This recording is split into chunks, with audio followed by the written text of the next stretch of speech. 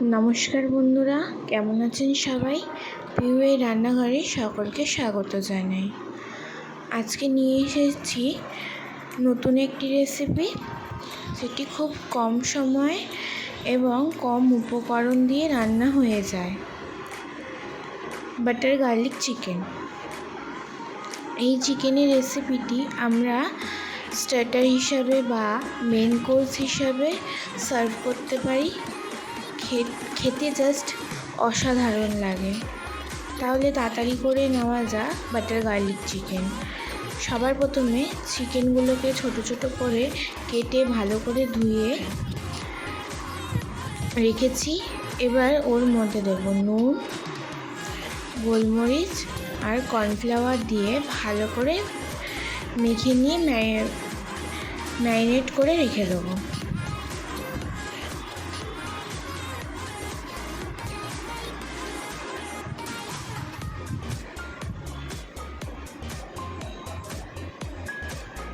এবার ততক্ষণ একটা কড়াইতে জল দিয়ে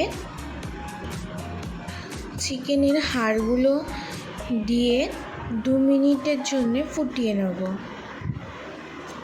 একটা চিকেন স্টু বানিয়ে নেব ফুটিয়ে।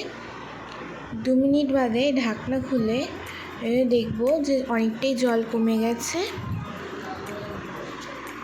চিকেন স্টুটাও বানানো হয়ে গেছে। এর পাশে ম্যারিনেট করা চিকেন 10 মিনিট হয়ে গেছে। ওর মধ্যে দেব 2 চামচ আদা রসুন কাঁচা লঙ্কা বাটা আর দেব লেবুর রস দিয়ে ভালো করে মাখিয়ে রেখে দেবো।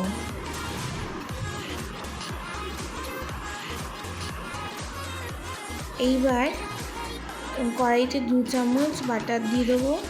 কিছু মনে করো না, কড়াইটা এরকম আসলে চিকেন স্টুটা বানিয়েছিলাম তো, তাই কড়াইটা এরকম সাদা হয়ে গেছে। এইবার একটা কড়াইতে 2 চামচ মতন বাটার দিয়ে দেবো, দিয়ে ভালো করে নাড়াচাড়া করে নিয়ে দেব ম্যারিনেট করা চিকেন।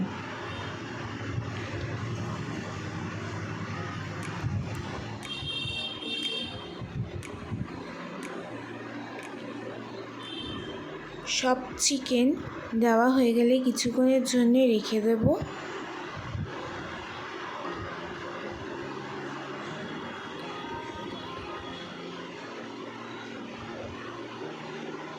এবার উল্টে পাল্টে ভেজে নেব। এরকম করে কিন্তু লাল লাল করেই ভাজতে হবে।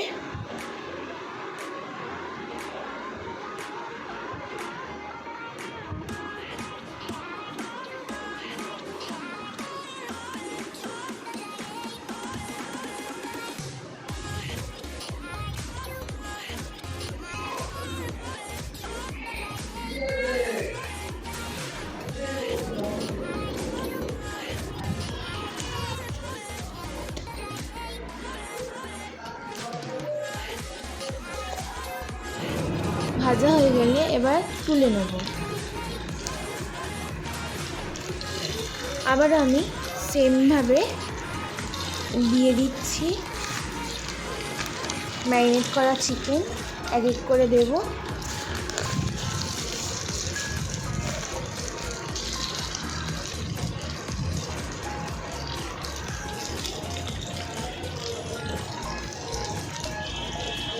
দেওয়া হয়ে গেলে সেমভাবে উল্টে পাল্টে আবারও ভেজে নেব।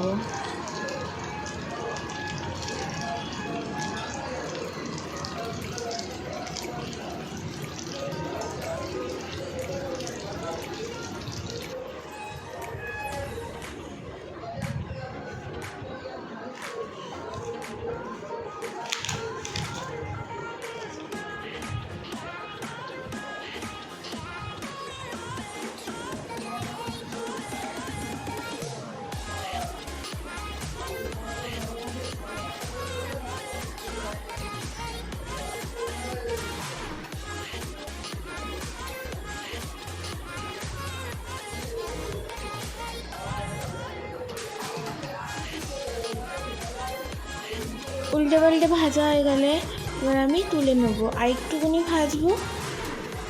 দেখো এবার পুরো ভাজা হয়ে গেছে। এবার ওই কড়াইতে দেবো আর একটুখানি বাটার দেওয়ার পর নাড়াচাড়া করে নিয়ে দিয়ে দেবো ওর মধ্যে রসুন কুচি।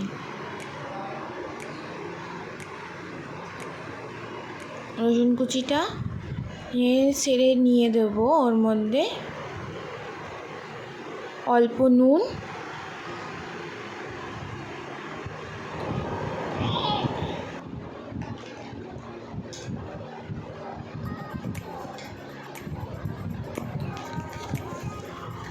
ভালো করে নেড়ে চেড়ে নিয়ে একটুখানি হালকা লাল লাল হয়ে এলেই দেবো ওর মধ্যে 1 চামচ ময়দা।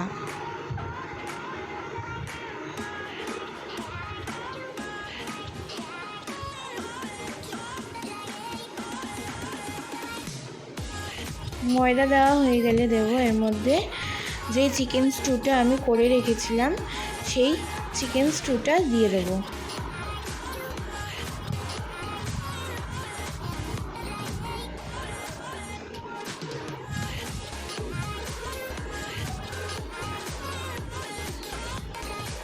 ভালো করে নেড়ে চেড়ে নিয়ে হালকা ফুটে এলেই দিয়ে দেবো এবার ভাজা চিকেনগুলো।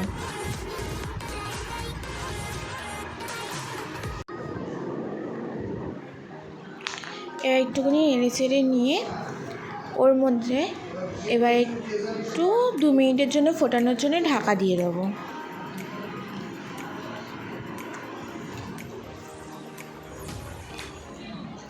দু মিনিট বাদে ঢাকনা খুলে দেখি অনেকটাই জল শুকিয়ে গেছে, গ্রেভিও হয়েছে অনেকটা। তাই এবার আমি দেবো ওর মধ্যে গোলমরিচ গুঁড়ো। আগে অনেকটাই গোলমরিচ গুঁড়ো দিয়েছি,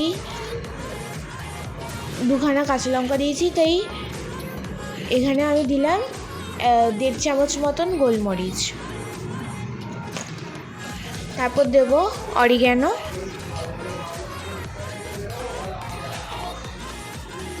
আর সবার লাস্টে দেবো ধনেপাতা। ফ্রেশ ধনেপাতা দিতে হবে।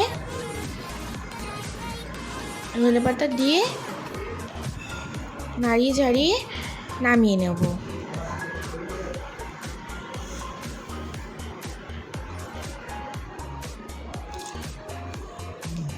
আর এর মধ্যে আপনারা চিলি ফ্লেক্স দিতে পারেন, আমি চিলি ফ্লেক্সটা দিইনি।